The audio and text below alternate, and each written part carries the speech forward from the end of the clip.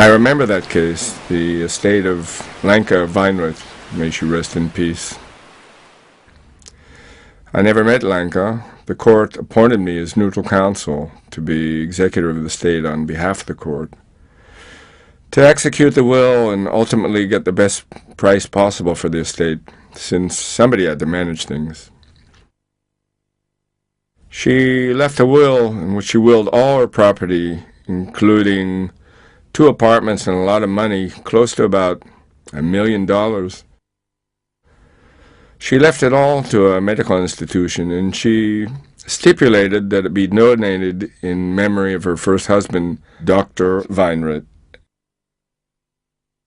The first thing the executor has to do is acquire the property named in the will and then immediately make the relevant notation to the deed, to get his hands on whatever money is in the banks and clarify with the Bank of Israel just what money there is. Lanka was alone. I think she had a boyfriend for some 30 years, Arno Stern, who was himself about 95. In the will, they'd been living in her house, in Lanka's house, and she let him stay there for the rest of his life. She didn't want him thrown out. But besides him, Lanka didn't have any relatives. There was this distant 3rd or 4th cousin who at the time expected there'd be a will that might mention him too, because he'd helped her manage her affairs, but he wasn't mentioned in the will. He was only named as someone who would help manage things. He'd hoped she'd leave a letter in the safe deposit box about something coming to him, maybe something from the contents of the flat, at least something like that, because she promised him a few things, a carpet or something. So one of the things we did was go to the safe deposit box, and we opened it together with him. I opened it with someone from the bank so as to record an exact protocol. You write down a precise record so that later you make sure everything's above board, and also you make a record of the whole business. We found a lot of gold coins in the safe, and dollars and euros in sealed envelopes, about $100,000 worth or more. What stunned me was that the safe deposit box also contained an envelope of photographs, pictures of family, of little girls, and maybe parents or something. I looked at them and thought, what's someone doing with photographs, putting them in a safe deposit box? You keep photos at home. Maybe you want to look at them now and then. What are you doing putting photos? I mean, the second you die, the photos end up in the street, so what's the big deal? It's not like they're made of some special material. Anyway, I took the envelope with the photos. I was really curious that the most valuable thing, because we found jewelry in the house, the most valuable thing to this woman was these photographs, which she'd put in the safe deposit box. Photographs that no one would care about. There aren't any kids, there aren't any cousins. Nobody cares what she looked like when she was younger, what her first husband looked like. And I was curious, beyond having been named the executor, what in God's name leads someone to put photographs in a safe deposit box? Something seemed off about it. All there were was passport photos and some other photos.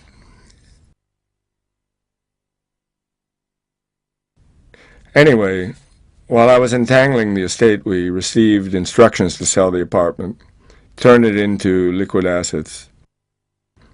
So we started getting our things together. We gave some of them, most of them, to charity, and some we sold. We had a one-day sale. And while I was getting all of that going, the sale and the bidding, I began looking on the internet for something about Lanka Weinrich. I'd met with the directors of Ichalov and Tel Shomer hospitals and some others, and I wanted them to bid for her money, and they all would have commemorated her night and day to get that money. All the hospitals in Israel, no argument there. So I was poking around to see if I could find something, some fact, and what I found was that her first husband, He was the one she wanted commemorated. Ernest Weinrich. And I remember it was a Thursday, and I remember his name came up on the website of the Chevra Kadisha. It said he was buried at the Kiryat Shaul cemetery. He'd been interred in 1964, I think it was. But what jumped out at me was that his yahrzeit, the anniversary of his death, was the following day, Friday. So I said to myself, well, who knows if anybody goes up there, since basically nobody cared about him. So I said, I'll go to the cemetery. It was a Friday. I took a memorial candle and went with my wife, Mira. We wandered around the older parts of the cemetery. They told us what plot he was in, but by afternoon we still hadn't found him. We were almost at the end of our tour of the cemetery when we found it under this tree. The bushes there obscured half the graves, but we found his grave, and to our surprise, Lenka Weinrich was buried there too, in the same grave. I photographed the headstones. I still have that photograph. I think her relationship with Ernest, what I think is, it was a very great love. Not only a love that no water could extinguish, but 30 years with Arno Stern couldn't extinguish. And to my astonishment, she was buried there in the same grave, since today you can bury two people in one grave. So I guess that says something. The will, too, indicated that it was a strong relationship that it never really ended. That he was this, you can see it in the photos, this father figure. I think he was more like a father. He protected her, and this remained strong between them. I don't envy Stern. How did he last 30 years with a woman who probably closed her eyes at night and thought about her previous man, her true love? So one thing led to another, and I talked to the distant cousin who said that based on what he knew, Lanka and Ernest had come from Yugoslavia. They'd both been partisans. He was a doctor. She met him there in the forest. She was about 15 years younger than he was. It was a love that lasted throughout the war, in the forests. In 1950, they immigrated to Israel by boat, and they lived together. He died. He'd worked at Tel HaShomer Hospital as a pulmonologist. In effect, he made all of her money at that time, and that's why she decided the money should go back to him, should be used to commemorate him and not her. He also told me about her heroism as a partisan in the forests. Arno Stern got up and left, and we were left with the photographs. We sold the apartment. During that process, we showed the apartment to potential buyers by appointment. The one who took care of that was Danit, a young, sensitive woman who's employed as a lawyer in my office, and one day Mrs. Sham showed up from Jerusalem, a religious woman, or kind of religious, conservative. It was hard to tell what she was. Anyway, she came in the apartment. The apartment hadn't been cleaned out yet. So the dresses and the clothes and the underwear and the makeup and the medications, everything was still in the house. The house looked like someone had just gone out that morning and left the dishes in the sink because we didn't know what to do with everything. So Danit was walking through the apartment with her, showing her the place, and when they get to the bedroom, she says to Danit, "Can't you feel that Lanka's here? Don't you feel her spirit?" Well, Danit nearly fainted. She said no, but Mrs. Shams insisted. "Can't you see she's here?" Danit ran to the living room, and so it went, as Danit told me. She continued showing the apartment, but whenever anyone asked about the bedroom, she would just point and say, "It's over there." but she refused to go in there herself. She was afraid to go in the bedroom, as if Lanka would be mad at her or something.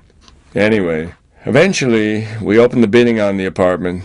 It was the final stage. We had 5 or 6 bidders, and we started sort of auctioning the place among them.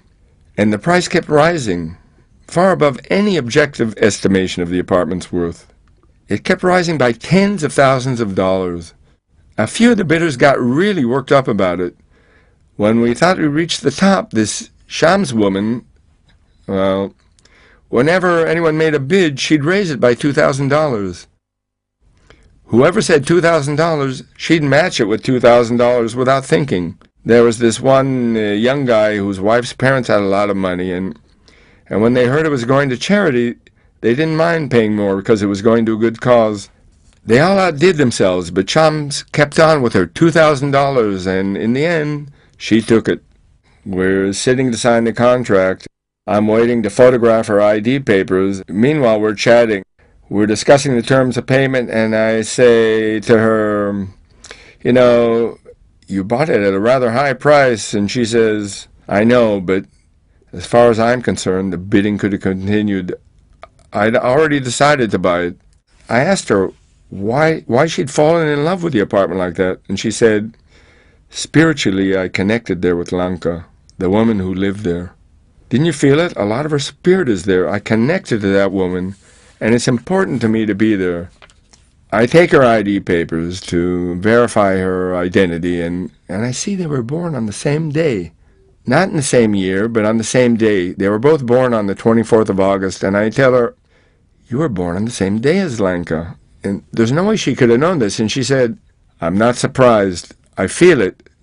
And I said, I'll give you 90 days to pay on one condition, which is that every year, on your birthday, when they light candles for you, you light one more candle for Lanka. So her birthday is celebrated too. And she said, I promise I'll do it.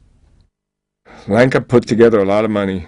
She saved up quite a lot and chose very solid investments. Maybe she saved a lot because she didn't have children. Maybe they're a greater expense than we realize. Maybe we'd all be millionaires if we never spent a nickel on our kids.